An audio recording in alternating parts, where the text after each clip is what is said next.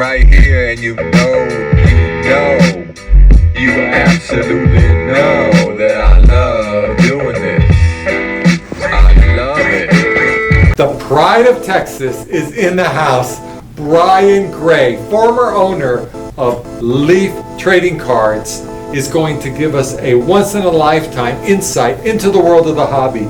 He made products like Leaf Pop Century, the Pro Set product that he revived, Best of Basketball and Baseball, legendary products with legendary stories. This is a must-watch interview. Stay tuned. Marcel didn't do his hands. Yeah, let me do mine. Hey! That's how we start our show. So Brian, yeah, man, it's just so awesome you're here. I'm so happy you're here. I'm pumped. I mean, we've been friends for a long time, and you know, anything related to our hobby I love. But I do like the dab. My daughter taught me that there's two. I used to go, and then she goes, "No, Dad, you have to act like you don't care." So it's like, I'm like, so I go like, I'm like, and she's like, "No, just like you don't care." How old's your daughter? That one is at A&M in College Station, freshman. My other one graduated University of Texas, so I'm an empty nester. Oh, Wow. Yeah, so me and my wife have peace and tranquility, kinda, and it's a beautiful thing. congratulations. Beautiful, beautiful. But yeah, no, thanks for having me. It's I love anything cards, anything hobby. I love it. Oh, me too. Especially with friends, you know. I just gotta say, this is such a pleasure because I've given so much money for the Fleer Pops in my life. Thank you, because I enjoy every single one of them. Big celebrity autograph collector, but I like them on a card. Like I got your 8x10s. You know, you do the Leaf 8x10s. Oh, for sure. I got that, and I'm like. But when I get them on a baseball card or a sports card or just a card itself, like, oh, there's something about it. Like, Well, people don't understand it. And it's funny, like when we were at Leaf, we did things like Taylor Swift cut signatures. And we would take the CDs that she puts out autographed, they go for like $150 on eBay. We'd cut the autograph out, put it in a card, and it would go for like $800. Yeah. And people are like, I don't understand. I could have bought the signed CD for $150. But you don't collect signed CDs, you collect cards. Yeah. And there's something special about a card that it's just, there's an intrinsic value besides the extrinsic value of buying and selling, whatever. But there's something about a card that, if that's what you collect, it's what you collect. Yeah. The same way, if a guy collects record albums, you can show him a CD cover. He's not going to care if it's signed by Elvis. Absolutely. It couldn't be because he wasn't alive. But you know, I'm just saying they wouldn't care because it's not what they collect. Right. So there's nothing wrong with that. I think it's great to really focus, because if you don't focus, A, you'll be broke, and B, you will never achieve anything you want to achieve because you can't finish anything when you're doing everything. Can't finish Amen, bro. You can't finish anything if you're doing everything. You know? That's right. That is perfect. I'll be in the t-shirt business next. That's great. But dude, I'm telling you, just opening a Pop Century box, there's something to it because you open it, and then you're like, whoa, I just got like Married with Children, the lead. Christina Applegate? No, what's the dude? Oh, Ed O'Neill. Ed O'Neill. You get 4 his touchdowns in autograph. a single game. What's that? He threw 4 touchdowns in a single game at Polk High. Did he really? Yeah. Oh wow. On the show, that's his big catch. Oh, gotcha. there. Yeah, Like he's a loser in life. He's a loser in life, but he had that one game at Polk High where he threw 4 touchdowns in a single game. But the thing is like you open that up and you're like, oh my god, I have his autograph. Like That's it's cool. incredible. And like just that's why I just sit and open them. Even though there's only 3 or 4 cards in them, it's worth every dime because you never know what's underneath that. And like it's Well, just and we wonderful. find people that are like, I mean, I've done some crazy cards that over the years, like, I mean, Chris Hansen from Dateline NBC, I had him inscribe on cards, I have the chat logger, why don't you have a seat? I have something to tell you. And like, those cards, when they came out, they were going for $15. And I was like, how is this possible? Now they're $400. Yeah. Because people suddenly realized, hold on, that is really cool. Or they didn't realize. And that happens all the time. DMX was a $5 autograph, now he's $1,000 because he passed away. And that happens, I mean, it happens all the time. Yeah. And there's so many people that the only autograph cards ever were in our Leaf products back then. Wow. And then there's other products out there that have the same thing, that have incredible autographs. Jennifer Garner signed in Inkworks. And you see all these great celebrities that signed. Johnny Depp signed in Willy Wonka, you know, in the Willy Wonka product. Yeah, You know, yeah. Pretty amazing. Charlie and the Chocolate Factory product. Pretty amazing. I did not know. You know, so there's so many, Hard to that's get that, now. and I love entertainment, so that's where I'm drawn. Yeah. Because sports cards are phenomenal, but like, I always urge people to zig when everyone else is zagging. So I've been pushing very hard, entertainment. The production runs are so much smaller. You can buy stuff that's, I mean, you can buy 70-year-old Disney cards for $10, $5. of great subject matter, like there's no way that's not a good buy. Yeah. You know, so I push people all the time to try to do something different than everybody else. Yeah. Just because everyone says buy this, you can buy something else. Yeah. You probably should buy something else. It's kind of fun. And like I even have like it's a pop one, but it's like a Nightmare Before Christmas cards. Oh, wow. And I put them up there for like a couple $100, and everyone's like, oh, but like there's like 10 watchers, and it's like there's a buyer for everything. Oh, yes, out there is. You know, It's there's amazing. 10 buyers for everything. It's amazing. out there. And the market is, as efficient as it is, it's still inefficient. And you will literally see cards that get bought on eBay for $3 and resold on eBay for $30. Yeah.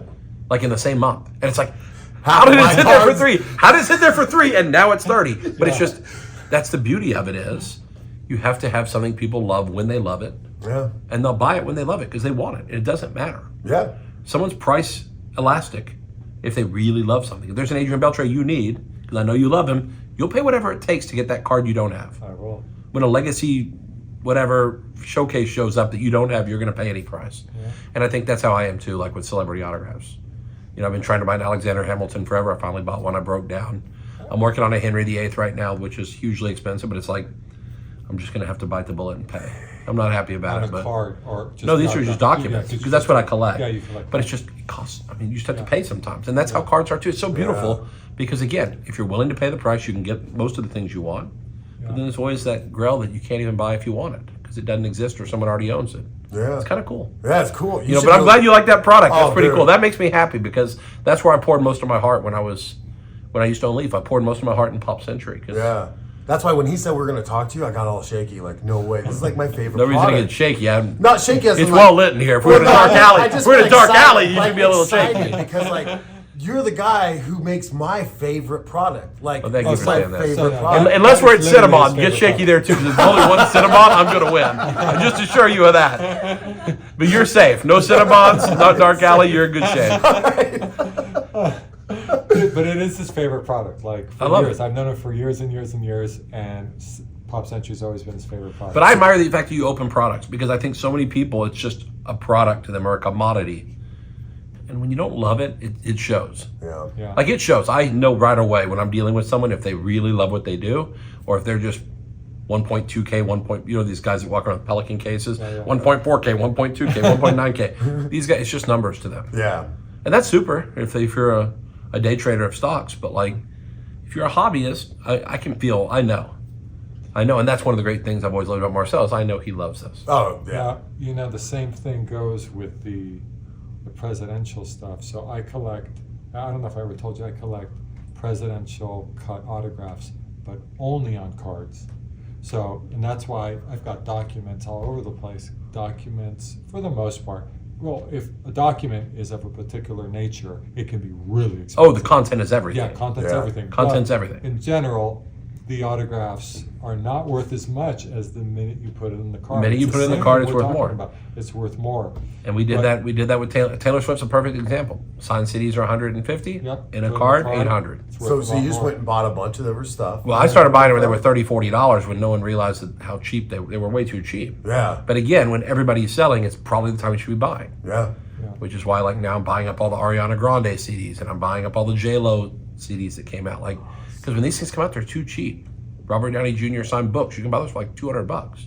His autograph in a card's like $1,000 minimum is a cut. Yeah. So it's like there's an inefficiency there where it's like, again, everybody zags, you zig. Everyone zigs, you zag. Yeah. So, you know what? I've had a saved search forever on Lord Stanley.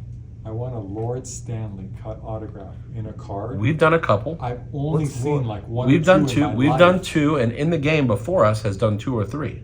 So I'm They're thinking out there's there, only they're out 5 there. instances. So I have a saved search now for like 8 years, and I haven't got hit. If I did get hit, When I find it, this- will you pay up? I will pay. Okay, good. Oh! If anyone can find it, it's probably me because I may know where one is. That's true. I may know where one is. I don't own one, but I may know. I may know a super collector who has all the old in the game stuff who probably has a real one. So help us out here cool. for Aaron and my sake. So Lord Stanley was the commissioner of hockey, but he was also, wasn't he the prime minister of Canada? Yeah, he was. I think he was a prime minister, but he was. That's why there are some autographs out there. If he was only a hockey whatever, and it's also special because of that. But there was quite a few autographs because you see that even when you go back to like 15th and 16th century kings. Like King George from Hamilton, I collect all the Hamilton people on documents. Like King George was the easiest because kings just sit there and sign stuff all day long every day. They're like the Babe Ruth of politics, They're every president was pretty easy. Yeah. Which is why George Washington, if he's $10,000 or $12,000, that's amazing. It's that little. Yeah, it's true. But he just signed a ton. They all did. Lincoln signed boatloads. Yeah. Babe Ruth probably signed more autographs than any person alive, ever. Maybe besides Pete Rose and Bob Feller and a few others, but but still, it's crazy. You ever thought about this? A little off subject, but have you heard about celebrity hair? Yes. And you can get hair strands. I bought some hair for Leaf before I left because they got the Marilyn Monroe license to do Maryland. So I bought some of Marilyn's hair.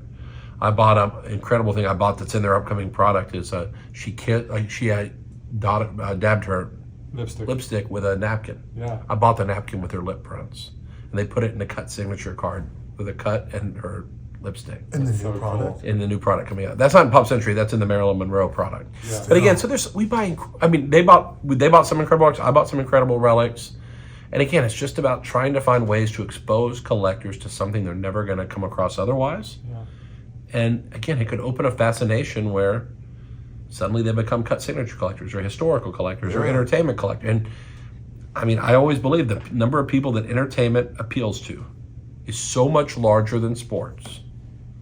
Sports is probably 40, 50 million people. Entertainment is pretty much every man, woman, and child in some capacity. Something appeals to them. Yes. Yeah.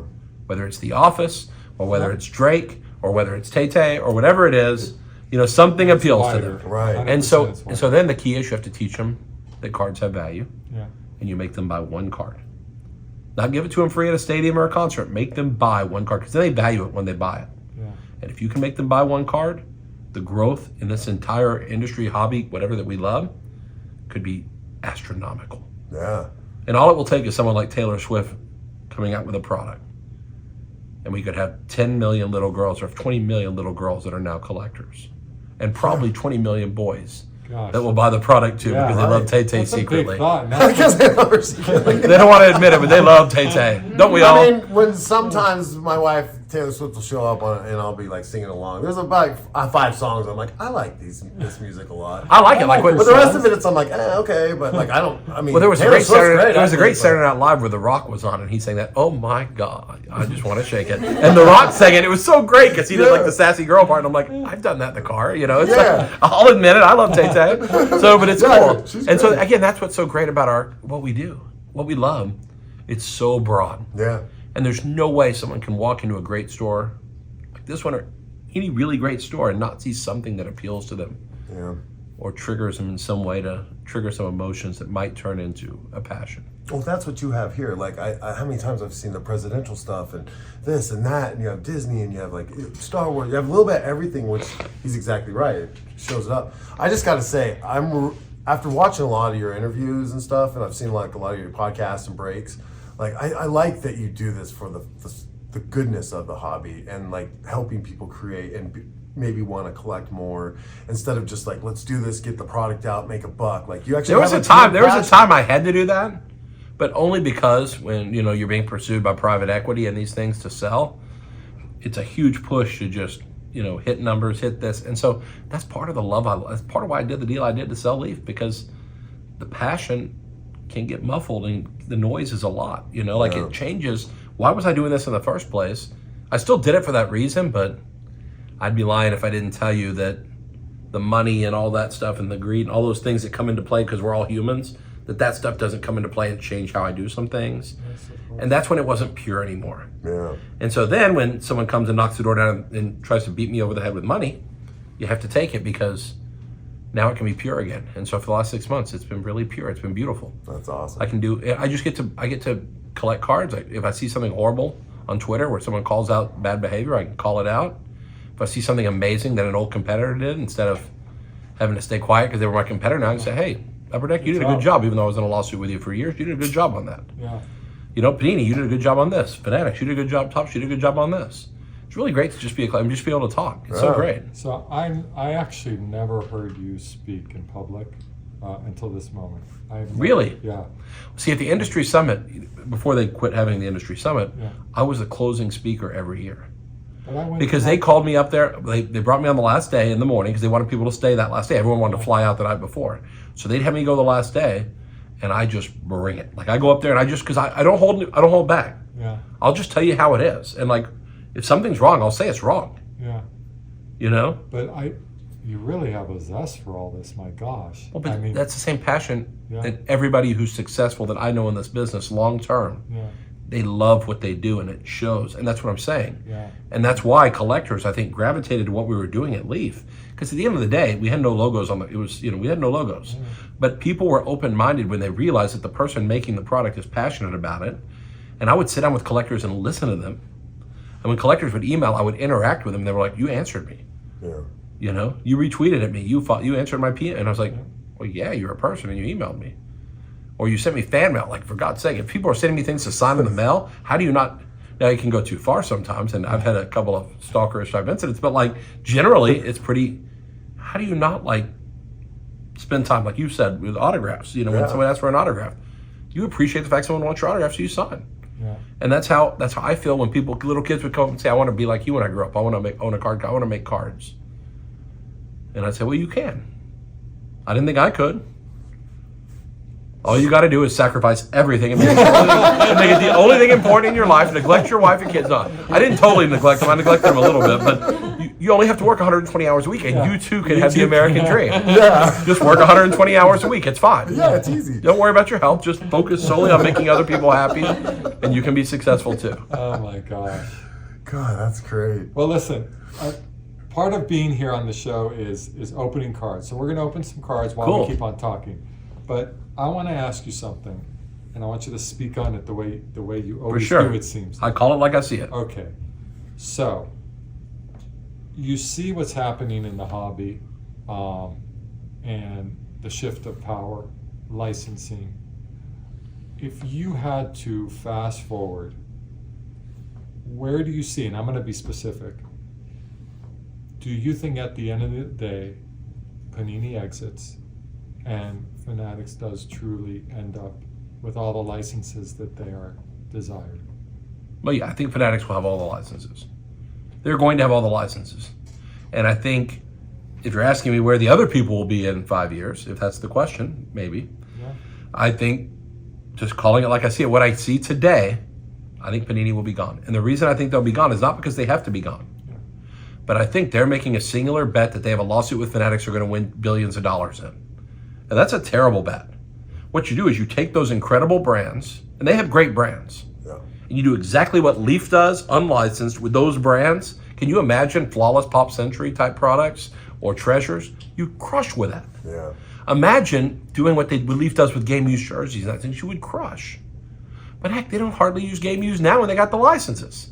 They go buy jerseys from Fanatics website and cut them up and put them in cards and say these are associated with no event, player, whatever. So it's like, I think they're going to lose their lawsuit with Fanatics, but I think the reason is because I competed with Panini when they were the 800-pound gorilla. If little old me, not little, but if my little company can compete with Panini, how can you tell me Panini can't compete with Topps? So, like, I think if Panini fails, it's going to be an unwillingness to adapt. And, you know, we talked about, like, at the industry summit when I spoke, 1 year, my whole speech was pivoting. When Fanatics took the licenses away, I said, you better be prepared to pivot.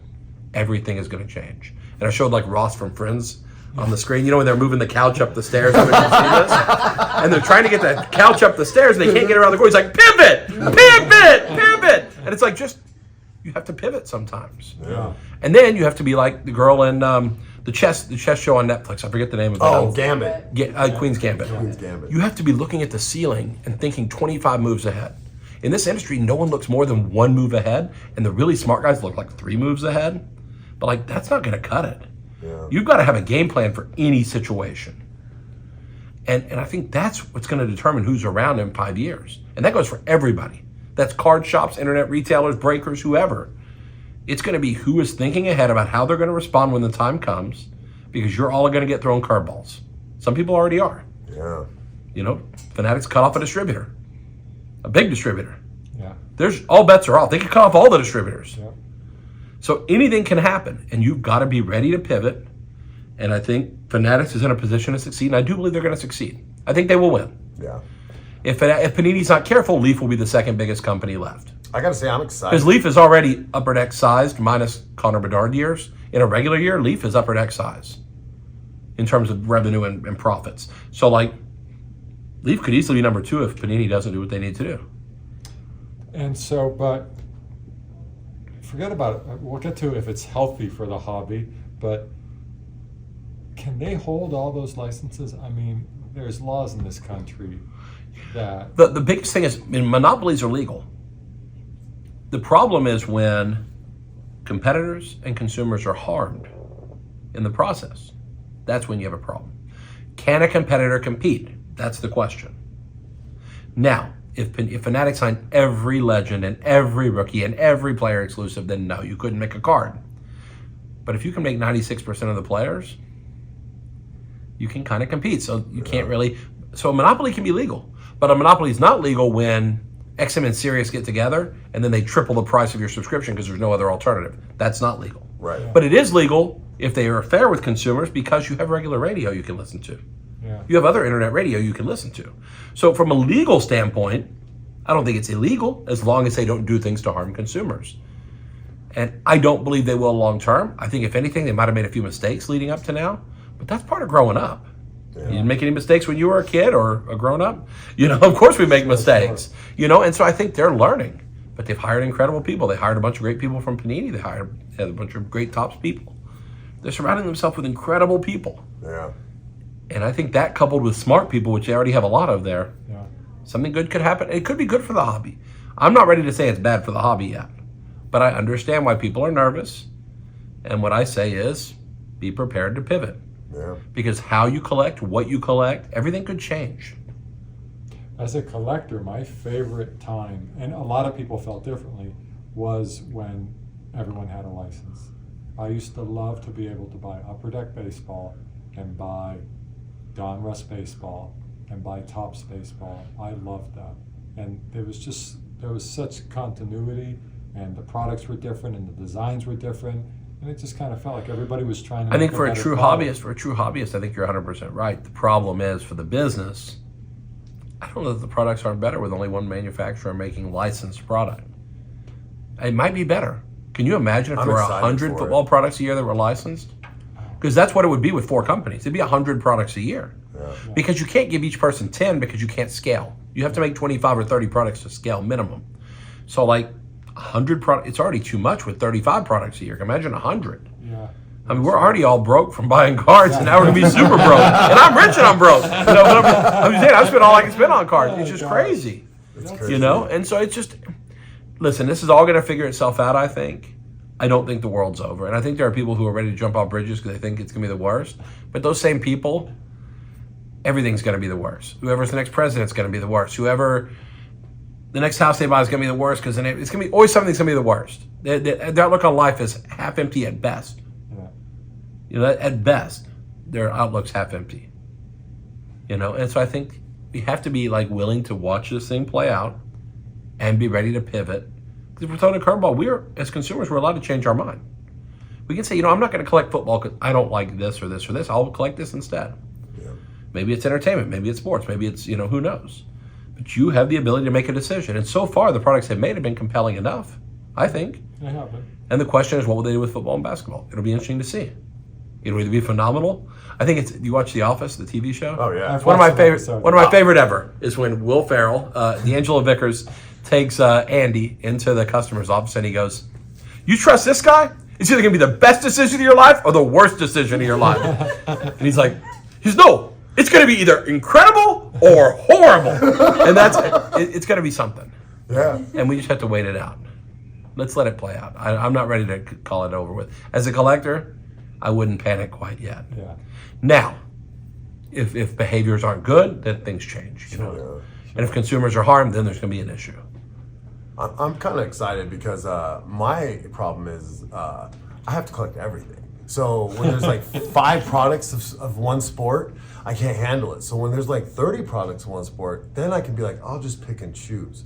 It's the weirdest thing, and I know That is weird. It feels some counterintuitive. It feels like there are only 5. It'd be easy. I'll collect all of it. Right, I have to have it all, right? But now you if know there's you can so make a choice much- because you're never going to get it all. Right, exactly. Kind of like what we said. That's the beautiful When you part. focus on everything, you don't finish anything. Yeah. You can't be a completist of anything. Right. Yes. Adrian Beltre, you might be able to complete someday because it's a very narrow focus. relatively narrow focus. A lot of cards, but Yeah. relatively narrow focus. Sure. But if you collected the Rangers and you bought every Ranger, you're done. You're done. Well, and that's what I tell people. I mean, all these years they come into the shop, I always tell them you have to narrow it down because guys get out of control. They're buying Right. everything, right? Oh, yeah. They're buying everything.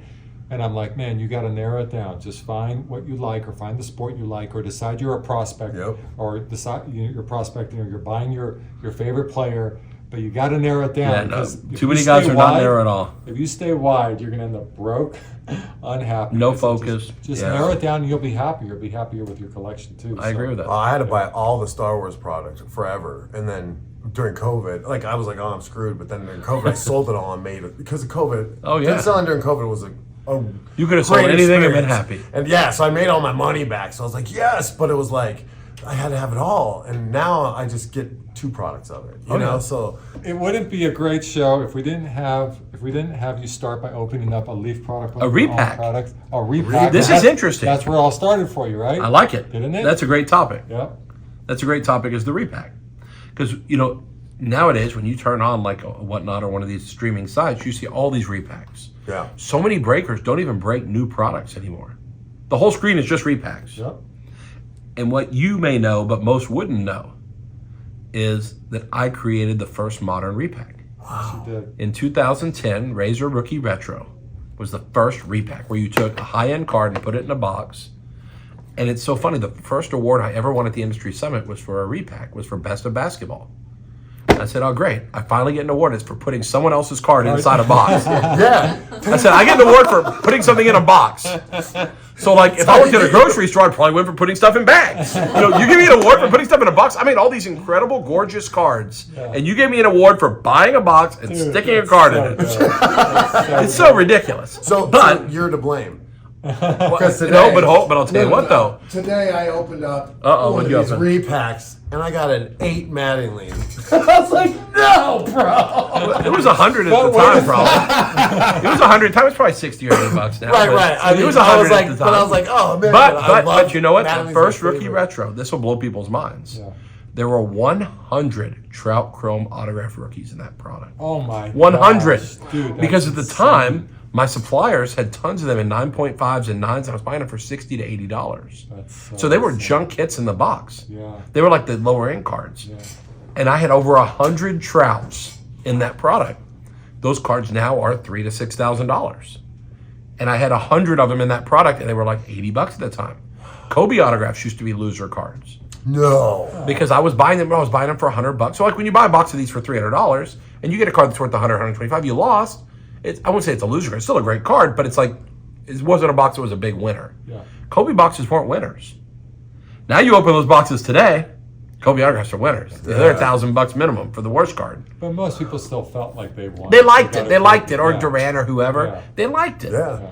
But people sometimes forget that stuff can age well. Sometimes it doesn't age well. Right. Like if you pull a Lawrence Baroni Exquisite out of one, you Oh, won't yeah. be very happy with that. Yeah. But just so you understand what he's saying there, so like this box is from 22. 2022. Right. So that was at the tail end of COVID. So when he looks at that Mattingly you just pulled, he's thinking about what it was worth right around. Oh, the yeah, time. yeah, So, yeah. so now what'll you happen? open So it- what'll now you happen open it is today. Well, you'll it's like see cards. stock You'll goes see up cards and that have down. gotten crushed, Yeah. but you'll also see Mahomes. Mahomes was not that expensive when I packed this out. So you could no. actually. No, he wasn't crazy. Like Mahomes got more expensive after this. Well, of course, yeah. And even Every coming year. down some, he's still there. But there's guys in here that have gone up. Kobe's have gone up. Even though he was gone, they've still gotten more expensive. Like Yep. first year flawless Kobe's are possible. Do you So think he's in there? Yeah. Here, Could be. I want a knife. Let's Yeah, see what's yeah. going on. when I used to open other companies' stuff, I tell people, get this thing away from me before I see what's inside. I don't want to have that thing anywhere near me. So, I you put on know, my I glasses. always- See, I'm old. I'm an old man now. When I was young, when I started this too, hobby, bro. when I did my first show was 1987. So I was 15 years old. And now I'm 51. Oh, wow. Here we go. Okay, we got a good card. Did we? This box was a money maker, believe it or not. For Let's see, real? when we get there. This box made money. Check this out. on. Is this guy any good?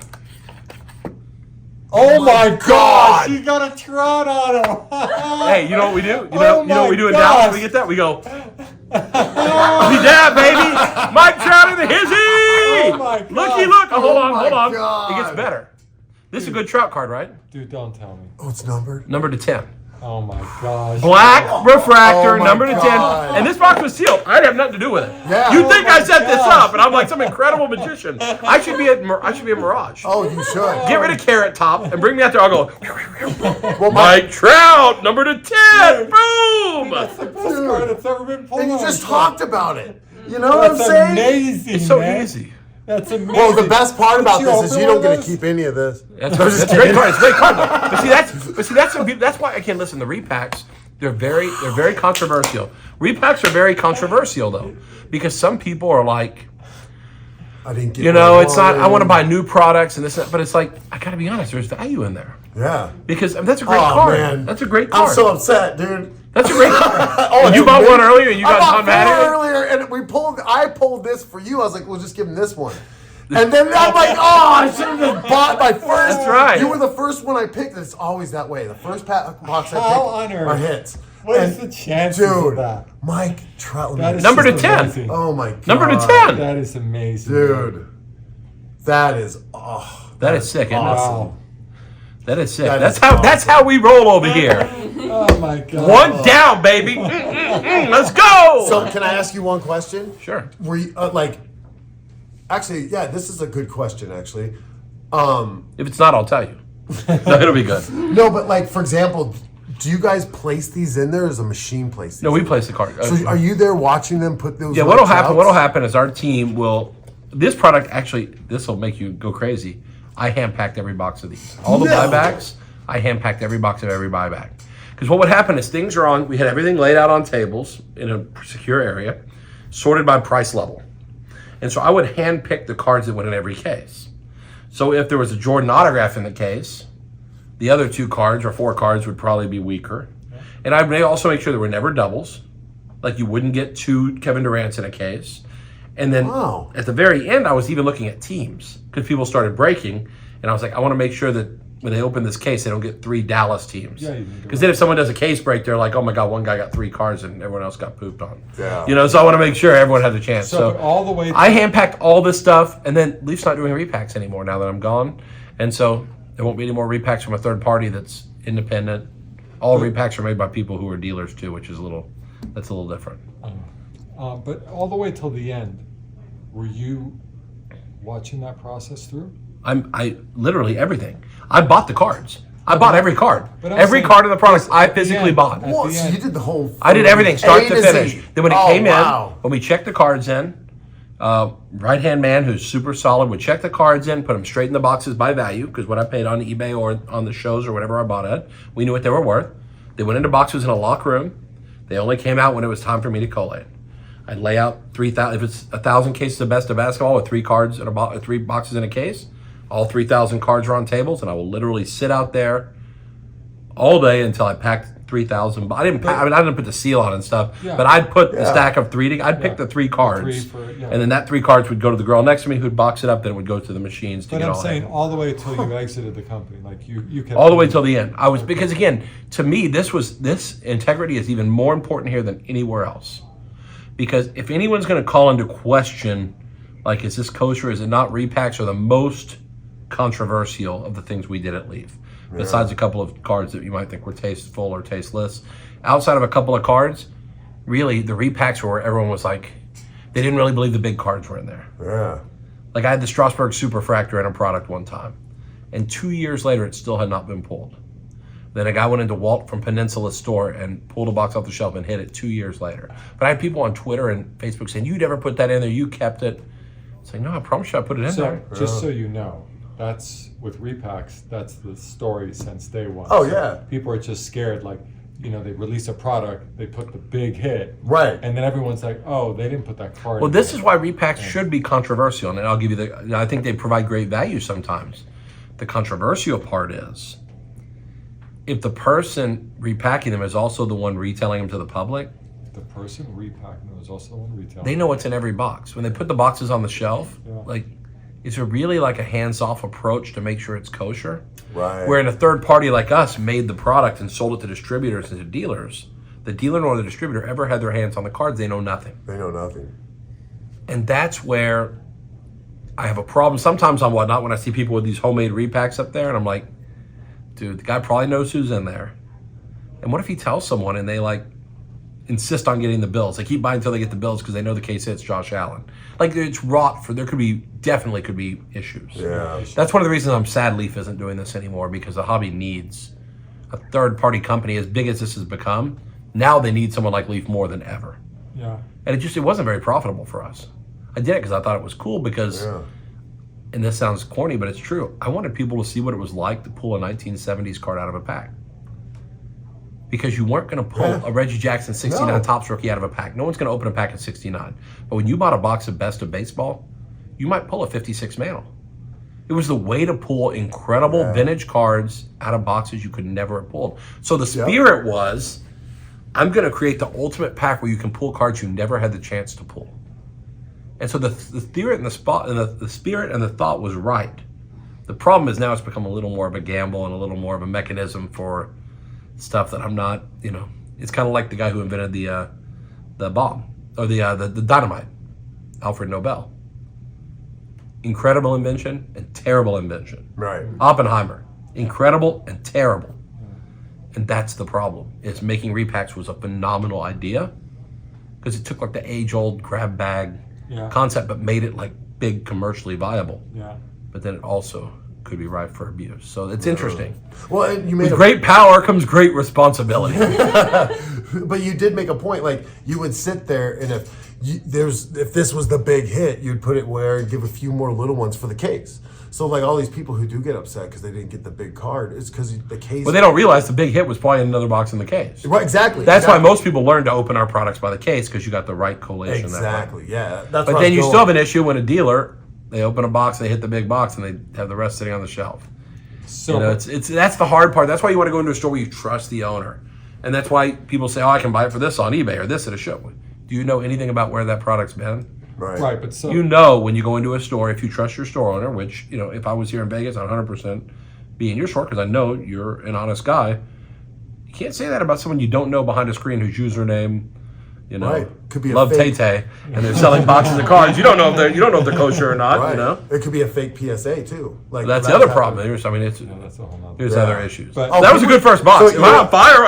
I honestly should what I should have done is just taken a mic, dropped it, and walked out the door. Yeah, but the best part is you still get more. So you are so. That's true. But the problem is they're not all Leaf boxes, so I can't guarantee what's. I can't Well, guarantee. let's do all the one hitters No. first.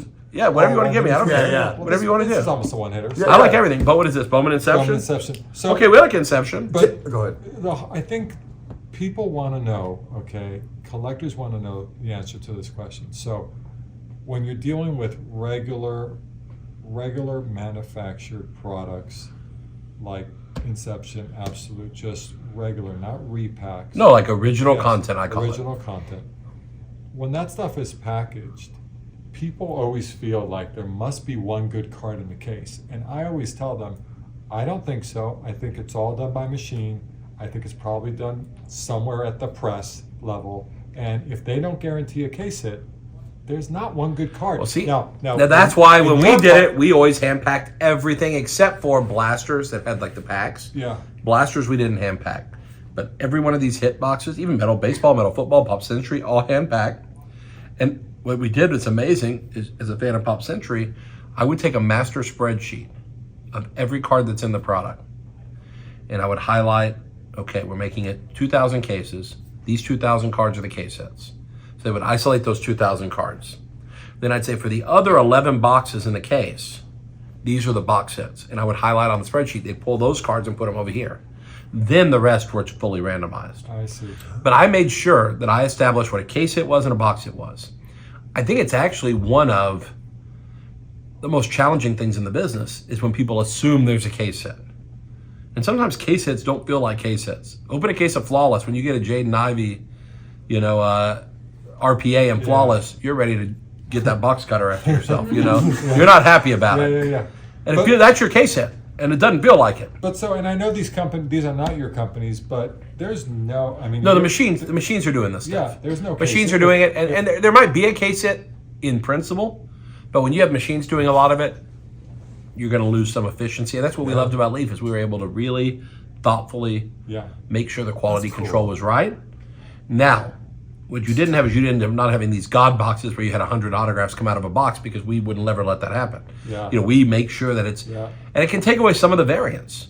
Because again, if we take that Michael Jordan autograph and put it with 3 other cards that are weaker, we're actually reducing the variance instead of making it possible where you could literally open a case that has a Jordan autograph, Kobe autograph, LeBron autograph. That just wasn't possible in our product because we did not build it that way. Super healthy. Whereas in Flawless, you literally can pull a Paulo RPA, and then for your other card, it could be a Luka Logo Man. Yeah. It's absolutely possible. Yeah. And that just wasn't possible in Leaf. We did not let that happen because we felt like if we're in the collectibles business, the road should be a little smoother than that. Yeah. Dude, isn't it so interesting? We actually put years ago. But this will be interesting because I've never opened Inception. I really haven't. Yeah. I opened a lot of stuff. I've never opened Inception, only because. But what's your main sport, man? Like, what do you love? If I'm going to break sports, it's probably going to be football. Okay. Because the rookies are the most compelling. You're pretty much sure things. You pretty much know who's good. Basketball's a little more hit and miss. Like you can believe that. I believed SGA was good. And it turns out he was. But then you also can bet on Cam Thomas, and those 40-point games may have been an aberration, or Bones Highland. You can go just as bad as it can go good. So this will be interesting. What I've never understood with this product, honestly, is I didn't understand what we're trying to do with Bowman Inception. Like, I always struggle with that, because I was like, first Bowman drives Bowman. Yeah. But Inception, it doesn't feel like, I think what I would have done if I were them, I think it would have been nice if they took a couple of rookies and premiered them in products like this. Yeah. So that the first ever autograph they had for Bowman came in Inception, or came in Bowman's best. That's clever. And then, because people still want their first Bowman Chrome, they're still going to want that. Yeah. But I think the other way around, it's a little different. It's kind of interesting. So I'm curious to see what this looks like. So this looks a lot like Panini Origins, doesn't it? It does. Yes, it does. It's kind of interesting, huh? I've never been a big fan of it. It just came out, so it's new. I wanted to see you open some, but I've actually, it's just never been my flavor. First thing I can tell you is something we would not have done at Leaf is black borders like this. Never, ever. It's so hard to grade. First off, grading thicker cards is hard anyway. Hard. Black borders, my rules in the office are you never put black borders on front and black borders on the back. It's like you're basically making sure that you're giving yourself not easy to grade cards. Right. And I want people to actually have a shot at getting highly graded cards, because you're counting, when you have rookie-driven products, you're counting on the ability to grade them. So that's the one thing I would say. I'm not a huge fan of black borders, but I will say the cards are nice and thick. I like the way they feel. They feel like They feel so nice. they feel like a matte with finish almost. No, it doesn't. You know what's nice in a world of glossy, shiny, like your eyes bleed it because refractors make your eyes bleed. It's nice to feel something that's paper, but it's not cheap and flimsy. Yeah. Like, this is actually nice. But see, now you got a point just Moises a second ago. Ballesteros. I don't think he's a big one. I don't think he's a good one. Now, James Wood is a good prospect. James Wood is a He's good an prospect. elite. He's actually an elite prospect. Yes. Like, this card's got a chip on the edge, because I'm a closet card grader. I grade like 1,000, 2,000 cards a month. Oh, dude, so do I. It's an 8.5. I swear to God. An 8.5 of Ballesteros. We can throw that over there in your pile. You can collect him. James Wood. He's an elite prospect. That's pretty good. It's a base. That's actually a little better shape. Colson Montgomery. Ethan Salas. He's a good prospect. So that's good. You got. Now, I don't understand. You know about these prospects a lot? So why are people wanting all these dang catchers? Like, did they not learn, like, Adley Rushman stuff has not gone up? None of the catchers ever go up. But you're going to go pay $500 for Ethan Salas autographs? Are you out of your mind? In a world where you can go buy, I don't know, Evan Carter for $150? Are you out of your mind? You buy 3 Evan Carters every day before you buy this guy. Now, again, we love cards we can sell. yeah. Oh, we got an autograph. Okay, Feldman, he's a Mariner. He actually sells pretty good in Bowman Chrome. So that's a pretty good card, number /50. I don't know who he is. He's another Mariner prospect. Just so you know, this is like #1 guy. He's he's really? big. He's big. Okay, But he's a catcher. Yeah. And like, none of the last 6 catchers that everyone's been so excited about. Now, Adley Rushman's a very good player. Yeah. But they're not, none of their cards ever perform, ever. The way Because you're you would catchers. want them to perform. They don't perform that way. They're catchers. My favorite Right. player is a catcher. Will Smith from the Dodgers. Here we go. This is what's hard for me. I don't know D'Angelo Sarmiento. I don't know him. I don't How know could him you? Number to How could you 9. not But know that's the that? great thing about Bowman is you just don't know. So like you don't chunk them or put them in the like people put these in their dollar box and just get rid of them. Like I hate that. Yeah. You have to just sit on them for $1 or $2. You sit on them. You See sit what on happens. it. Exactly. And our last card was Nick Morabito, number I don't 50. know. I will say they make a nice card. You get 2 autographs. I don't know if I'd be good or not. He's okay. Number to 50, so that's not bad. It's a gold. That's not bad. I like the product, the way it feels. Yeah. I smell cards. You ever smell cards? Yeah. They smell not bad. Take a smell. But you felt these the other day, right? Yeah. They feel Well, so like- They nice. feel good. They feel matty or it like feels a quality, felty, like a yeah. little felty maybe or something. Well, so now here's my Not like this, but like felty. So you were saying these are hard to grade and all that, and it's exactly right because I buy cards to grade. For sure. I want that card. I want to grade it, right? So I will avoid buying this product because I know it won't come as a 10. It might. I might get a perfect cut, but it makes it so I don't buy a ton of And this I agree product. with you. And then for other guys, they'll find this appealing because the regular Bowman stuff gets so expensive. This is an affordable way It is. to get some of the best prospects. Same as what Bowman Best is. It's a more affordable way to get some of the best prospects. And so that's why, again, it's like different strokes for different folks. Yep. That's why they make all styles of shirts and all styles of cars and all styles of houses. Different things for different people. I definitely think Leaf won the battle of boxes to start. Leaf wins all the Leaf, battles, man. Leaf may not win. Leaf may not win, but it won that one for dang Yeah. sure, I think. As So- much as I love Ethan Salas, the catcher, and some other guys, Feldman, who you can't say his last name. See, I've always thought that was a bad thing. When you can't say a player's name, I think it stands in the way of them being megastars. And I'm not being funny. Think about how many megastars have names you cannot say. Shaquille O'Neal is one of the first guys that had a hard name to say. Because I remember back then people would call up our store and be like, do you have any Shaquille O'Neal cards? Do you have any Shaquille O'Neals? Like they couldn't say, but he had a nickname, Shaq. Yeah. So it made it easy to be Shaq. But think of how many players with incredibly difficult to pronounce names For the most that part. ever become superstars. Yeah. It's really shocking Yeah. that all the superstars have names that are pretty easy to say.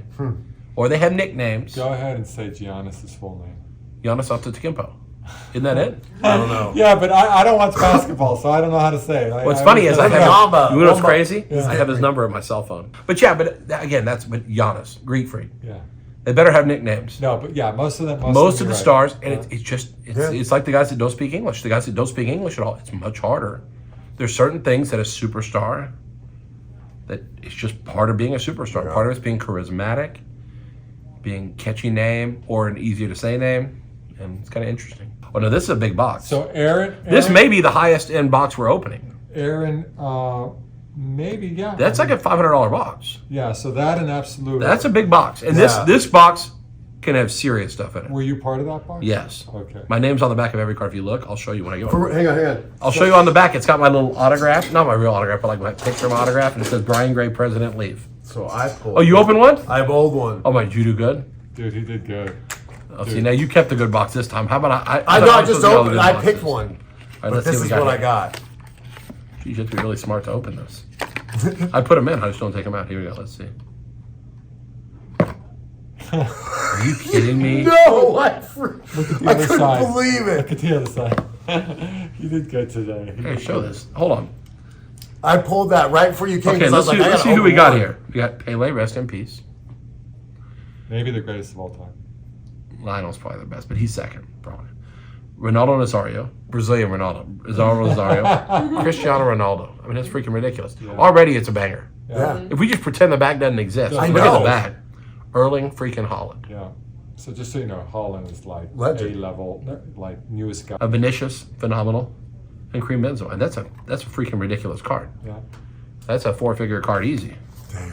That's an easy 4-figure. What was your other card? Not Not very notable. I mean, it probably was like a Fergie Jenkins jersey or I'm something. not a patched up guy. I don't like clothing. yeah. Oh, terrible player too. KD. Well, 5-piece KD. And one thing about Leaf, everything is game worn.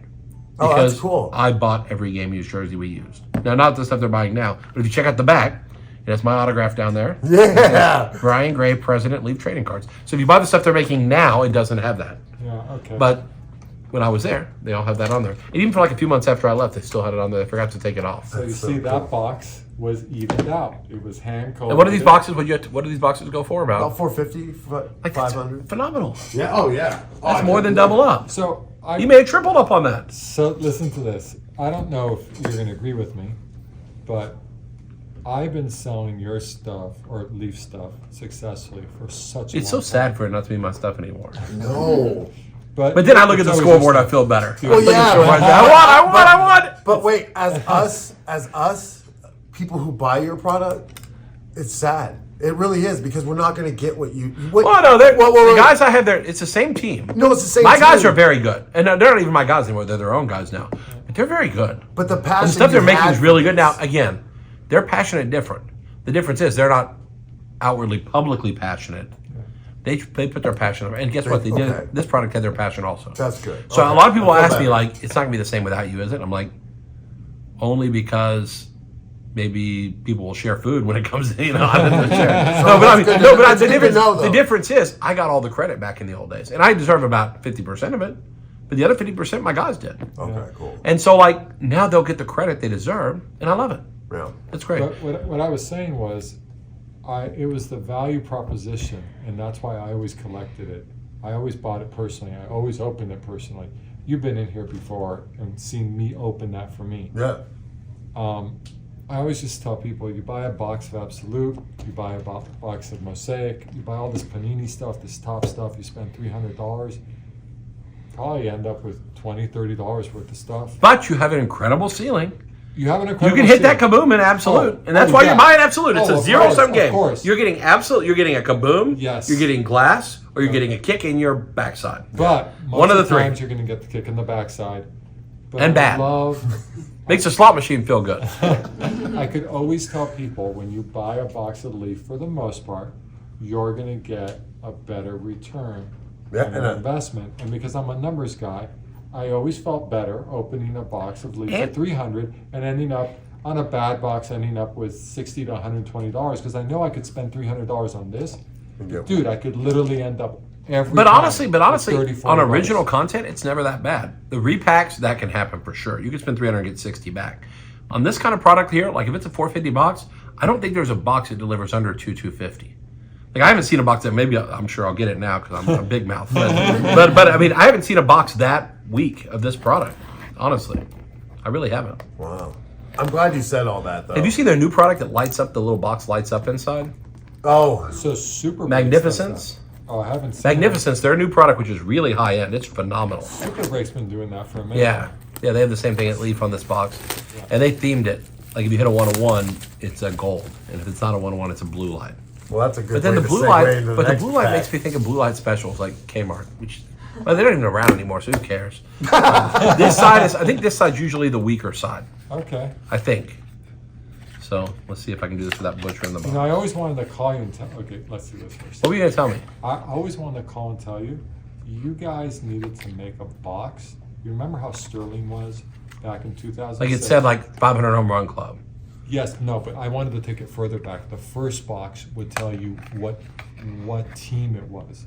In 2006, the first Oh, year, then you it know would what say team it was. Yankees, right? Okay. It would say Yankees. So, could you imagine if a collector? Just imagine you open up a case, you open up the box, the wrapping, you see the box. The box says Yankees.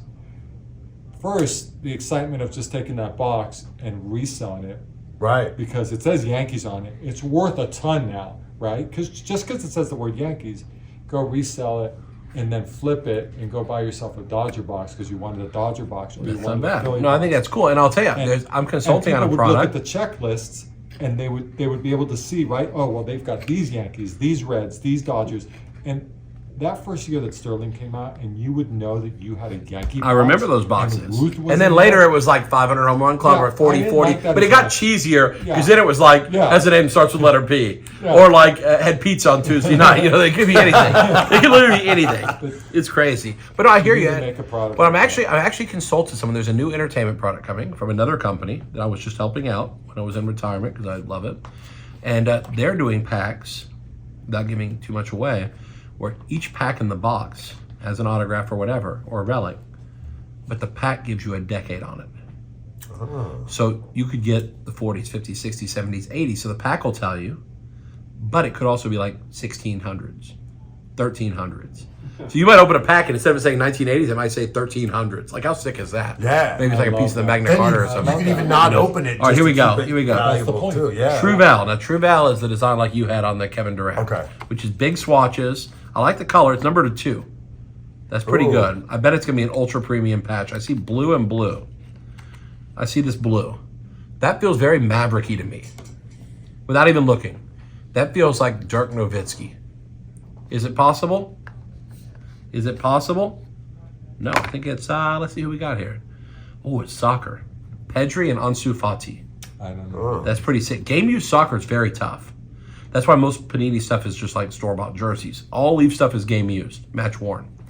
That's pretty sick. And those patches are phenomenal, number 2. That makes me think this is a banger too. Not like your banger, because that was sick. That would be a feast. That would be a feast. We'll leave this out here. That's not bad. If you're a soccer guy, but if you're not a soccer guy, you're like a, you know. Is Fati like B-level guy? Or? Yeah, they're B-level. Both. Pedri's a little better. Pedri's young still. Fati is kind of not developed into what we thought he would, but Pedri's good. Okay, here we go. Come on now. Which one? Okay, superlative. Let's see here. Oh, number 1 of 6. Ooh. Just looking at what I see, I feel like it's multi-signed. I feel like it's multi-signed. It says 4 score, which means it's signed by 4 people. Oh. I want it, I really want it to be like the quarterbacks. Like, and I would like it to be like old school, like Staubach, Bradshaw. Like, that's classic era. It's probably going to end up watching. It's going to be like the Buffalo Bills. It's going to be like Thurman, Jim Kelly, Bruce Smith, and Andre Reed. Eric's going to be like, yeah. Tim Brown. Ooh. So if it's Raiders, I'm not pickled, because then it'll be like, That's big for let's hope us. it's not Raiders. Well, you'll love the Raiders here, right? Yeah. That's what I said earlier. Like, there's different strokes for different folks. Like, some people like good football teams, and so never mind. Oh! Hey, you got Brock Bowers. You got Brock Bowers. And when a bad man comes to a bad city, anything can happen. Okay? And Andre Reed. I see that's bad karma because I said Andre Reed. Where did Andre Reed go to college? You know? I don't know. I don't either. Heinz Ward. What do these people have in common? Oh, they're all receivers. Fred Biletnikoff. Okay. That was probably one of the weaker boxes. I got to be honest. I'm taking Trout. Number 10 every time. I made this, son of a gun. And my name's even on the back. I'm going to cover my name. I did not make that one. I didn't make that one. That's not bad. That's not a bad box. And this shows you we don't load the boxes here, right? Right. They just are what they are. The Trout was a miracle. The Trout was a modern medical miracle. That was pretty good. I don't feel bad about that. That's a cool card. It's a cool card because, again, most companies aren't going to do quad autos of guys like that. Leaf's really good about like combo mem. Like, you can get a mem card with like 8 pieces of mem where it's like Babe Ruth, Bruce Lee, Pele. Like, it's like sickest thing you've ever seen. Like, the other day I pulled like a Pele Willie Mays dual mem card. Like, how cool is that? Yeah. So they make some unique stuff. I'm still taking Trout. I'll put Trout on top. Trout's still the best there. Okay. Speaking of glowing boxes. Yes, I know. So here's the deal, all right, my man? We got a special proposition for you, okay? Okay.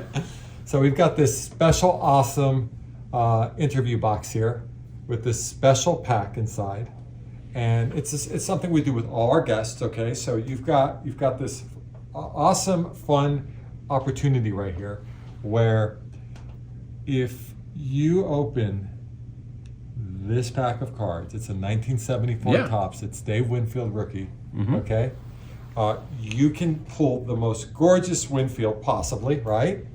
All we ask you to do is chew the gum. You don't have to swallow it.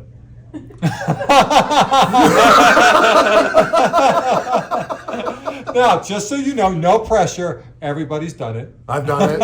I've done it. So Victoria's done it. Raleigh did Does it taste bad? Oh, it's terrible. Well, I mean, it's a unique experience. Jared I want to have a did it. mint for you afterwards. Raleigh did it. Jake Matthews from UFC. Dan Severn from UFC. Everyone's done it. You Those don't guys are all have to cooler do than me, so I gotta.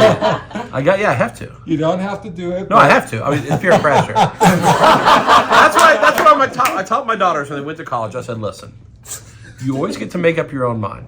Unless, of course, people tell you that everybody else did it, then you're going to have to take one for the team and just do it. And pray that you make it home in one piece that night. Well, I have to do it. Are we doing this now?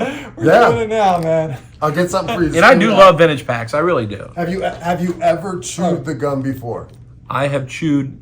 I think I chewed like 1980 gum in like 90. Eric. But this is a different version. Yeah, this is like 50 years old, right? Next to you. Is this 50 years old?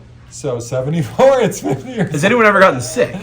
No. So See, what you're going to tell me later is, those guys, they chewed like 92 tops. They got the late stuff. You got the... Both UFC guys that we interviewed swallowed it. Well, they probably won't be happy. And they're fine. But think on my camera, how do you spit it up? Oh, right there, garbage can, just... We'll cut that out. So if you know what Aaron spit it out. Victoria spit it out. Yeah, we all spit it out. Raleigh spit it out, but UFC guys, they just straight swallowed it. I think Jeremy swallowed it. Did he? I don't swallow new gum. Why would I swallow 50-year-old? I know. This is 50 years old. Yeah, I know. Oh, golly. Here we Welcome go. to our club. Oh my gosh. If I hold my nose, I bet I can't taste it. Look, here we go. Oh, there's the... Honestly, this is all I need to pull out the pack. The thing is, should I eat the gum first and then enjoy the No, card? you have to eat the Or gum will I first. not enjoy the card? But I have to eat the gum You have first. to eat the gum first. Oh boy, that's okay. I'll be honest. I took Brian, communion this last is week, so and it was funny. just like that. It's cracking. It's like I'm going through. The crunch is so loud. Supposed to be bad. No, I'm gonna chew it while I work. All right, here we go. Sorry, talking about mouthful. This is good stuff. All right, here we What go. does it taste like? Honestly, it doesn't even have. It's a Pepto that's like hard. It's like we've heard grandma's carpet. You know what the problem is? It doesn't even taste bad. It actually tastes kind of good. It's still sweet. Kind of crazy. The problem is it doesn't get gummy consistency.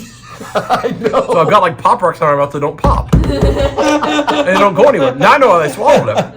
I'm going to have to swallow this No, probably. no. No, I have to because it's not even like gum. Like it's like eating like gravel. You know what I'm going to do? So funny. I decided I'm going to make a card. I'm going to go over here on, I think it's Caval where Tupac was shot. I'm going to pick up some gravel and put it in cards like from the scene of the crime where Tupac was shot. I got some in my mouth right now. That's so. Now here we go.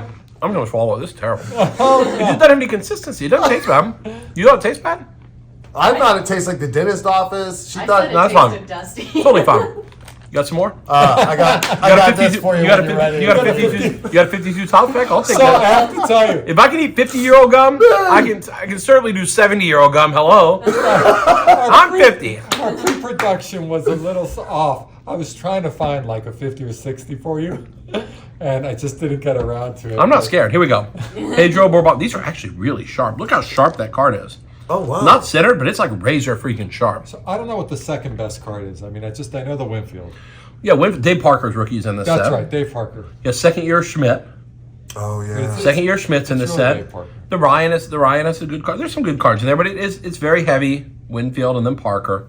Second year Schmidt. Rico Petrocelli. He's a great player. Cecil Upshaw. What a dork. He's traded. Ralph Houck. He's a great player and a manager. Bill Robinson. Couldn't care less. Luis Mendez. You know who else is in the set is Mike Tyson, the What? baseball player for the Cardinals. Oh. I was like, what? Hey, we got the Aaron. We got one of the Aaron specials. That's cool. Oh, that's cool. And we got Charlie Spikes. I was hoping Al Oliver. That's actually a nice card. Look at that card. That's pretty cool. You gonna grade it or no? It's really nice. It's got a little ink. You can look here. It's got like little printing issues up here. But that card is razor sharp. It's off center, top, bottom a little bit. That card's like a 6 or a 7 because of centering. Little ink up there, but it's not bad. That's a razor sharp. The smell of vintage cards. I mean, so you have to. I had to eat the gum. You have to smell those. Yeah, that's They what really Jake did. Remember I gotta he be was honest. smelling the The cards? smell of cards.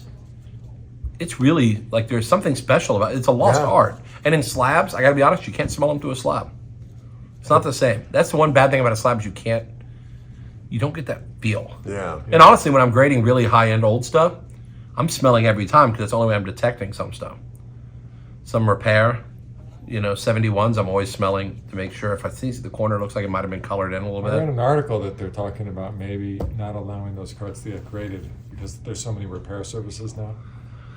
I don't know. Everyone's talking about Kurt's card care, and he soaks cards for like 30 days. Soaks the card completely. And they just deactivated like a 53 Jackie Robinson. He took it from like a 1 to a 3.5 by soaking it. I've seen videos. And of that. PSA didn't catch it. They slabbed it. But then he bragged about showing the video where he soaked it, so they deactivated the card in the database. But there's a lot of talk about restoration. It's an issue because in a lot of pieces of art and collectibles, restoration is okay. Yeah. Comic books, the company that grades comic books will actually press your book. Yeah. So you can pay CGC to press your book before they grade it. But it now, says they the do grading that. company, yes, and that's the whole key. Yeah. What PSA needs to do is come out with a second grade that is an altered grade or restored grade. Because I think there's extreme value in a 52 mantle that's been bleached to really make it white. And I bought some of those before where I know they're doctored. But if the card has the right eye appeal, an altered mantle can outsell a 2 or a 3. If the eye appeal is there, if it's well centered and it's altered, but if the eye appeal is right, and I think there's a market for Crosby and Ovechkin rookies that have been trimmed, for Jordan rookies that have been trimmed. I think there's a market for that. Yeah. But identifying them as trimmed. Yeah. And have an altered 9, altered 8. So I don't know if that'd be cool. And let the market decide if there's value or not. I think the market will find value, especially in vintage. No, like to me, a 54 Hank Aaron that's been trimmed, if it's gorgeous, I'll own that card still. Yeah. I just know that I've got a card that is short. Who knows? Well, so far you're doing pretty awesome, I gotta say. Yeah. I like my first box the best. And I like my gum pack. That was pretty good. That was fun. I haven't opened a 74 pack probably in 15, 20 years. That's cool. They're really sharp. Like the corners. I mean, the centering's always an issue. And that's the thing about cards. People nowadays, we used to get so many people that get so mad because every card wasn't perfect in the pack. Yeah. Now, it doesn't have to be, like, again, chipping on the back, don't love it. But if it's near mint, like out of the pack, if it's a 7, I think this is paper. And people don't like that. They don't like 9s. I can't tell you how many. What we did at Leaf that was so unique is whenever a customer had an issue with customer service, they said this card's not mint. To see if it met the minimum grade, we had to deal with Beckett where they would rock hard review every card. And I can't tell you how many times they rock harded things 9.5 when people said that the card was not good. It was BG or they said this card's not even excellent condition, and it'd come back Jim Mint from Beckett. Yeah. And I'm like, what's wrong with you? You sing things. But these cards, that just shows you when you look at 74s. That card right there is freaking a razor, and it's actually well centered. Like I'll be honest with you, the back's not centered. The front of that card, if I didn't flip it over, that card's like a 9. That card is freaking beautiful. Yep. Now, granted, it's Charlie Spikes, but that card's what magic it is when you open a pack of 70s and you literally can shave with it. You can literally shave with it. Well, you know what? We're gonna open one more of these, and then we're gonna get to some other fun stuff that we do on this show. Okay, perfect. This is brand new, and metal football. I'm not a big football guy. I didn't make this. Oh, you did it. I bought some of the autographs because I had done some of the autograph deals, but this is the first football they did on their own without me. Yeah, and I knew that, and I wanted to see what was different, what you thought about it. I refused to autograph the box because I had nothing to do with it. So, okay, that'll be interesting. This will be fun because, again, I mean, I love the guys. So a lot of people, they want me to, like, give them, like, dirt, like all the Leaf guys. You don't like them anymore. They're some of my best friends in the world. Are you kidding me? I want them to kick butt, man. That's good. But again, I wanted all my competitors, even when I was at Leaf, I didn't always tell people, but I always wanted everyone to win because it meant the hobby was doing good, Yeah. If everyone did a good job. So we're looking for the big guys. Cover because, the cover is Juju Lewis, who's a high school kid. He was on the cover of Sports Illustrated. It's like they put a lot of high school kids in here because what they're figuring out is with Fanatics signing all the quarterbacks exclusive, by signing him early, they have the first cards of all these guys. We had the first card ever of Jaden Daniels. I paid him $4 when I first did NIL.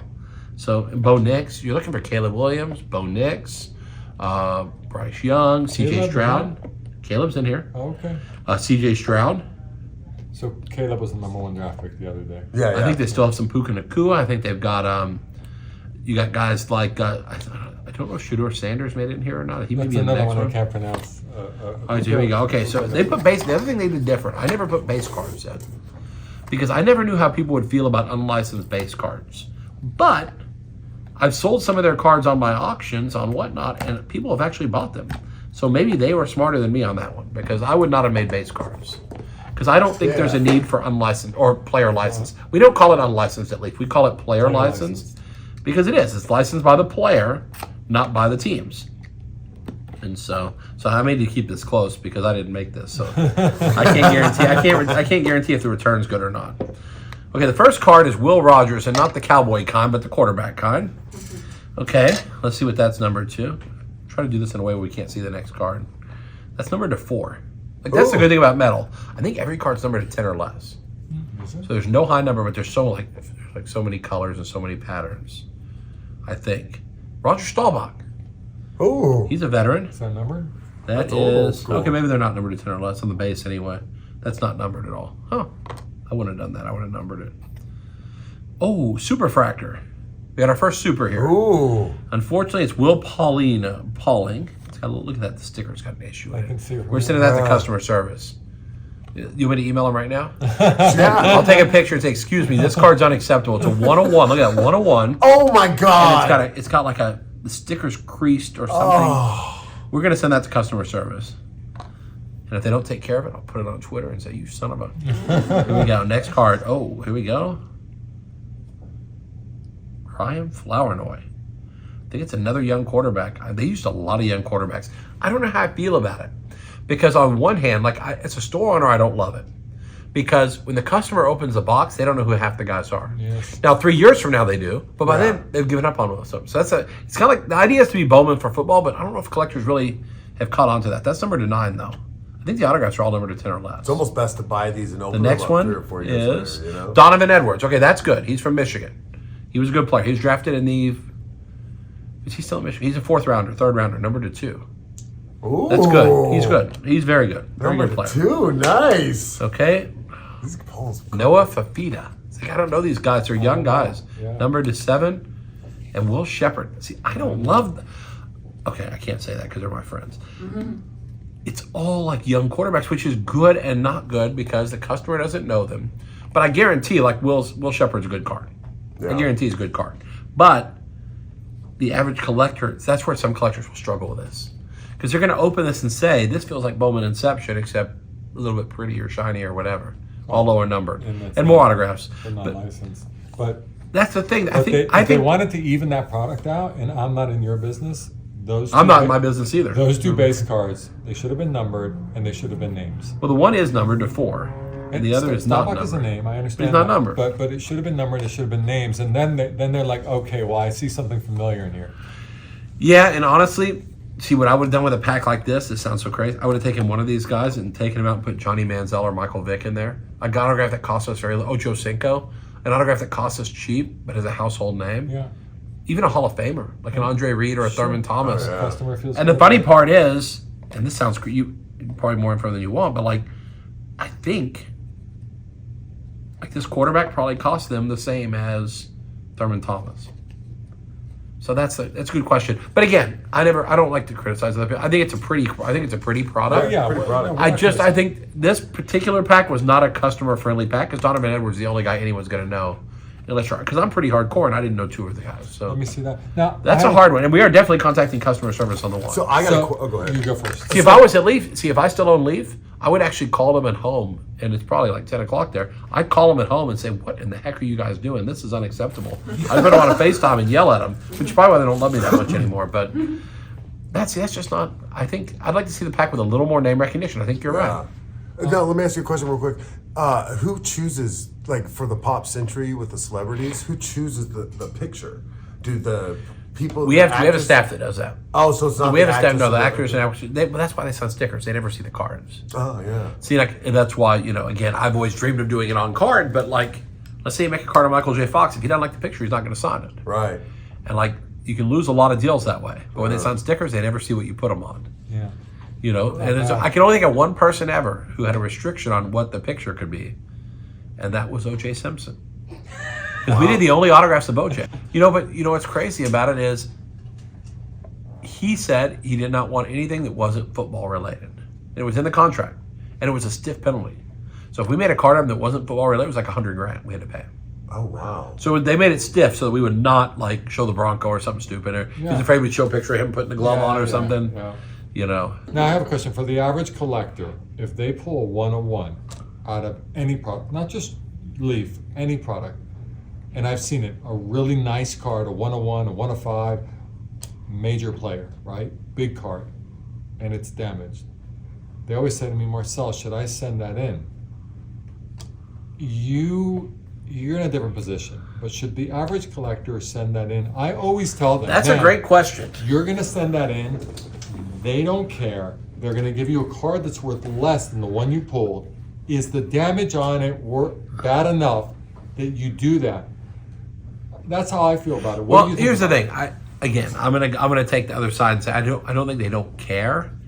I think it's sometimes they're just not going to make the card again. So you're going to get a replacement, and sometimes they're very fair. Like I've seen Panini give white boxes and black boxes for stuff. They're very fair. Like I'm in a fight with Panini right now. I'm thinking about suing them because I have a Travis Kelce auto redemption that expired, which first off, redemption shouldn't expire at all. But if they do, Topps just went to 10 years today. That's how long it should be. 2 years is not okay. Yeah. By the time a player's good, they could already, like in 2020 football, Burrows are expired in National Treasures. I mean, that's a disaster when a $50,000 card out of that box is expired. $30,000 card's expired. That's horrible. And so, like, I have a Kelsey, and they said, we don't have the card. They offered me points. I said, I'm not taking points. First off, I'm not sure the way you do your redemptions is legal. So, like, we may have a little wrangling here.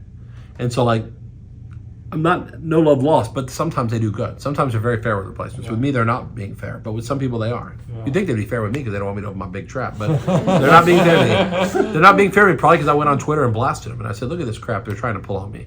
You know, but I tell people, listen, if the card's going to be an 8, it shouldn't be going back anyway. The problem is some collectors will literally look at that card under 20 power loop and say, it's got a mark. I'm sitting, and it's like, you got to calm down, Skipper. Yeah. You know, especially big, thick patches and stuff. Like, I mean, like big, thick patches, I get 6s and 7s sometimes out of packs. And the card is so freaking thick. That may just be the standard on some cards. And we just have to be okay with it. Yeah. And I think again, if you pull a really stunning 101, the condition really shouldn't matter. I'd put it in an authentic slab just so someone has peace of mind that it's real and move along. But I tend not to send it back only because it shouldn't matter. No. Now, if it's an RPA number to 99, it matters. It matters a little more. Because there's 98 other options out there. That makes a difference. And the worst part is when they send it back and they go, sorry, we didn't have it, and they give you like 3 Panini packs. It's like, what? Or they'll add up, or they'll say we replace the value, or they'll say we'll give you equal value.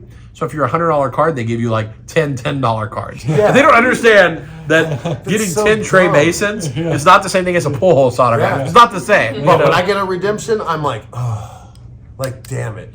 It's like sucks. Well, see, now and I honestly, just got the redemption for Harrison Ford out of the Pop Centuries. So, and then I looked up. Oh, they're there, yeah. But they're there. I saw them online. Well, see, and Leaf's done a great job of cutting their redemption down dramatically. But I'll tell you what. See, the reason I think redemptions the way Panini's do it may not be legal is that they put an expiration date on yours, but there is no expiration date on when they have to fill it by. Yeah. So they can take 10 years to fill your card, but you have to redeem it within 2. That's total horse patootie. There's no way. Yeah. I just want to ask you one quick question. Yeah. As a kid, did you put a baseball card in your spokes? You want to hear something crazy? I did. This is really bad. Oh, no. I did not learn how to ride a bike till I was 15. Oh. And I took my sister's little pink bike and jumped on it and rode it just to see if I could. I never rode a bike till I was 15. But I have a whole list of things I've never done. This is crazy. I've never flicked a lighter. Like my kids, when they had a birthday cake, I would take the lighter from the fireplace and light it with that. I never had alcohol until I was 40 some odd years old. Never had a sip of alcohol. Never smoked. That's all fine. I've never tasted coffee. Now, how crazy is that? That's crazy. So, but at my age, when you're 50 and you haven't done these things, there's no way you're doing them now. Because you made it 50 years without tasting coffee. There's no way I'm tasting coffee. I may only make 5 more years anyway. You know, on the downside, I got 5 years. I can make it 5 more years without having Starbucks. Yeah. They do have a great double smoked bacon though. So I'll just get the double smoked bacon while everyone else gets the coffee. They need sodas there though. They need to sell Coke there. They need to sell Coke products for the people who don't drink coffee, so we can get something. Instead, I have to go get a double smoked bacon and go somewhere else to get a drink. It's a hassle. Yeah. But who knows? So I got one more question and just sum it up easy, I guess. But or actually 2 questions. But it's gonna be 6 questions. This multiple. How do you go out and get a celebrity to sign something? Like it's always sometimes it's crazy because everyone thinks we like call their agent and the agent says, "Oh, sure, he'll be happy to sign." Most agents will not let their clients sign because. Like, think about this. We get huge names in Pop Century. So, you know, there's no way we're getting Al Pacino by calling CAA and saying, hey, CAA, can Al Pacino sign for us? We'll pay him this.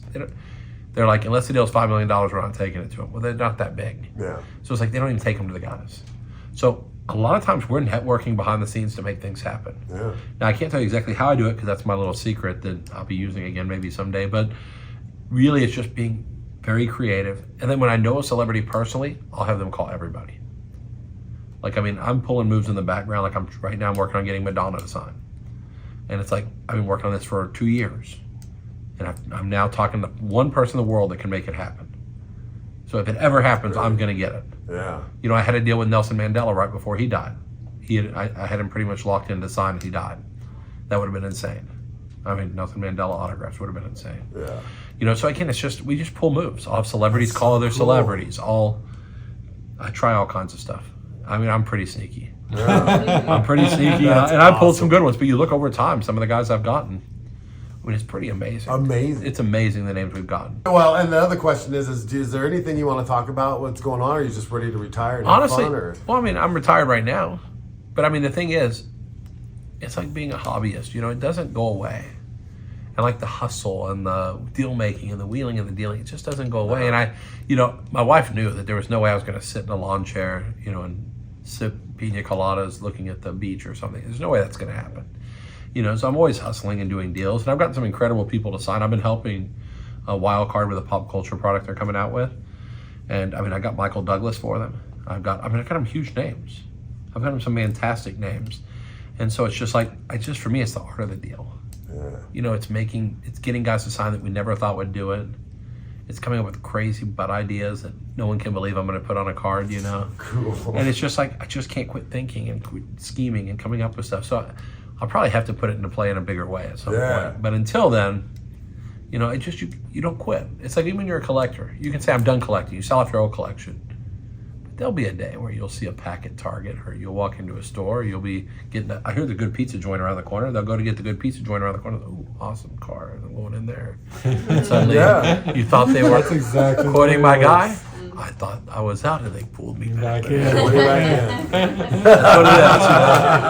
what it is. So, but I think that's the thing. It never goes away. Yeah, the hustle never goes away. The entrepreneur I am never goes away. The collector I am never goes away. And honestly, when people tell you they love what you did, you don't want it to go away. Yeah. I don't want it to I had go little away. kids. I had little kids come up to me and say, "Can I take a picture with you? I want to be like you." Whatever. I mean, come on, are you kidding me? That's like, I don't play baseball. I don't do any of these things. That's the guys I put on cards. But it made an impact on someone. I literally had grown-up people come to me and say, "That was my favorite thing I've ever collected, was what you made here." And it's like, for 1 minute, that person, that was a very important thing to them for some period of time, may still be. It was very important to them. It's pretty cool. It's pretty cool. It's amazing that we can make a lasting impact in this industry. Yeah. People try a lot bigger stuff to make a lasting impact and fail do. than we do in this. But it's pretty amazing. Yeah. So for that reason, you never really fully retire. Yeah. But Good. I kind of retire. Because but I'm I enjoying. love your I'll be product. honest. I don't want. I'll be you honest. to- I enjoy what I can do whatever I want now. Yeah, that's great. Like someone calls me and says, "Hey, come do this." Okay, sure. Or don't do this. Okay, sure. You know, my wife says, "Let's go visit our daughter. One of our daughters moving to." I'm like, "Oh boy," but she needs help moving in. Sure. You know, in the old days, I never could leave. Yeah. I could not be away for more than a day or two. Like, even when I went on my honeymoon 26 years ago, we were in Europe. I called the office twice a day for my honeymoon, including Saturday and Sunday. I'm calling people. That's ridiculous. I mean, it's amazing my wife didn't go. She must have known I was going to hit it rich someday. But, but outside of that, She just collects celebrity yeah, autographs. she collects presidential pictures on money, you know. But no, but I'm just saying. At the end of the day, though, it's, you know, I'm glad I don't have to do that part of it anymore. Yeah. I can just enjoy it. It's really fun. That's cool. I forgot how fun the hobby was. That's awesome. It's actually fun. Well, I'm It's really, fun. really excited to It's a see lot what of you got coming next. If you decide to do something next. Yeah, so. I'm sure I'll do something next. Yeah. I think Lennox Lewis once said, "I'm like fine wine. I get better with age." And you know what they say about wine? Serve no wine before it's time. Patience. When the time is right, you'll pour it. Sweet bouquet.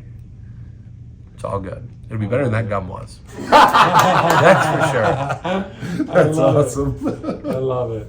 Well, listen, we've got a little fun part of this interview that we'd like to play with you. Is this where you put me on the rack and stretch me or something? I actually go to a stretch. I go to these places. You ever see these stretch places? I have. The yeah. professional stretching. Yes. It's really amazing. Yeah. So if you put me on the rack, I might even hold up a little better because I've been stretching already. Worst case, I'll dab before I go on to my final dab. You'll have my final dab on camera. So what's the next part of the... Dude, so let's take you over there. Yeah, let's Uh-oh. Let's show you. Over All there. Yeah, over there. Uh-oh. I'm scared of over there. So we've got this really fun game we play here, Brian. All right, at the end of the interview, it's your opportunity to win big, I know you like winning big.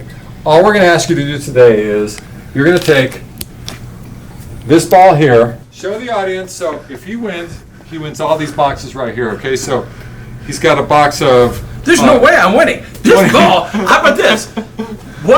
I think the chances of me making this actually bounce are 0. I think I have a better chance of bouncing on that and getting in the rim. Let me see if I fit in the rim. Hold on. No, I don't fit in the rim, but I have a better chance. This wouldn't hold me, but I have a better chance of bouncing on the rim. Really, you have to make it bounce. So It'd be a lot easier. It's got to be very hard to switch because you break the backboard. This is such a sophisticated goal you got set up here too. Okay, here we go. So here's the deal. All I got right. my large ball ready though. So you're going to get 3 opportunities with each ball. All you have to do is sink 3 balls. So that's you. All you got to do is So 3 far, for I'm 9. proving how easy All you got to it do is. is bat It's a piece of cake. about 300, man.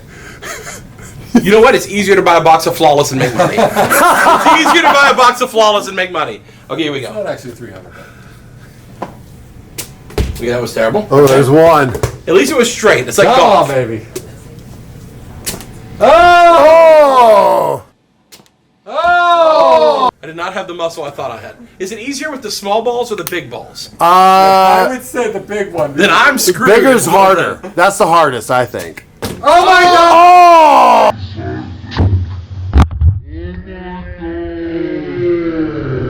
Oh, that was so close. You get one more, man. That was so Okay, close. that was pretty close.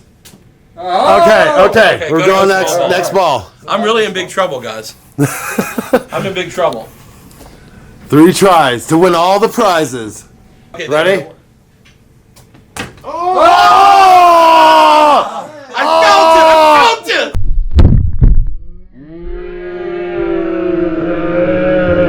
Oh, But I so will tell you, close. if I make one, you better have that camera on me because it will be a party like it's All right, you got that, Tommy? I got him the whole time. That was horrible. Okay, I gotta put more muscle into it. I thought you meant the Mavs. I gotta put more muscle into it now. Oh! Okay, I think I figured out the Last motion. one. I figured out the motion now. Get the hell out of here! Oh, yeah! You can't swat my ball! Oh, you swatted his ball. You gave him another It practice. was short, but it looked like a swan. Okay, so I'm gonna use All right, the golf now ball now turn it on, go. though. Turn the light on. Here. This is the special power. Special mojo. All right, there you go. Okay, hold on. I gotta be one with my ball here. Be one with the Go ball. ahead and practice, man. Oh, Billy. It's like Caddyshack. Billy. Oh my God! I Ooh. got this out. Now, if I only started like 20 minutes ago. Oh! I want one more throw. Give me one more If you throw. don't win, I mean, I'm just gonna go dunk we're it. still here for you. Oh! All right. Yeah! Let's see if it works. I just want to see if it works. That's a hard game. That is fun. Honestly, if you had asked me to hit like a 80-mile, 90-hour fastball, I would have had better luck. No, thanks, guys. It You're was the fun. best, brother. It was fun. Dude, that was awesome. Pleasure. Thank you so Thanks, guys. much. Be good. Thank you. Pleasure. Don't stop, I'm right here and you absolutely know that I love